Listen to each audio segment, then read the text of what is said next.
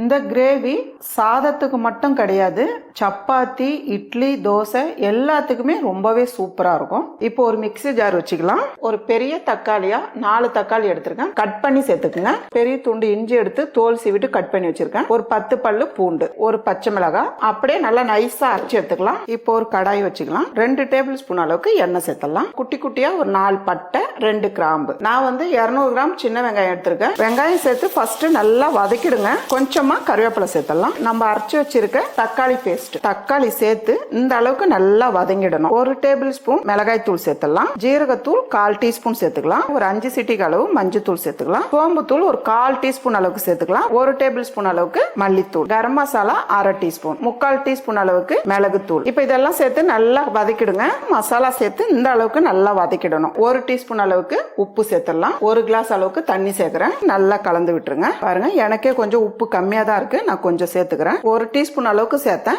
இப்ப கொஞ்சம் சேர்த்துக்கிறேன். கொஞ்சமா கொத்தமல்லி சேர்த்து ஒரு 2 நிமிஷத்துக்கு நம்ம மூடி வைக்கலாம். இப்ப பார்க்கலாம். பாருங்க, குழம்பு நல்லா கொதிச்சிட்டு இருக்கு. நான் ஒரு 5 முட்டை எடுத்து வச்சிருக்கேன். இப்ப ஒரு முட்டையா உடைச்சு இப்படி ரவுண்டா சேர்த்துன்னு வந்துருங்க. கொஞ்சமா பெப்பர் சேர்த்து ஒரு 3 நிமிஷத்துக்கு அப்படியே மூடி வைக்கலாமா? ஒரு 3 நிமிஷத்துக்கு விட்டுருக்கேன். இப்போ நம்ம திருப்பிடலாம். ஒரு முட்டையா எடுத்து திருப்பி விட்டுருங்க. இப்ப 2 பக்கமும் முட்டை நல்லா வெந்திருக்கு. பொடிய நறுக்குன கொத்தமல்லி. அவ்வளவுதான்மா, உடைச்சு ஊத்தின முட்டை கிரேவி ரெடி. Download ShareChat.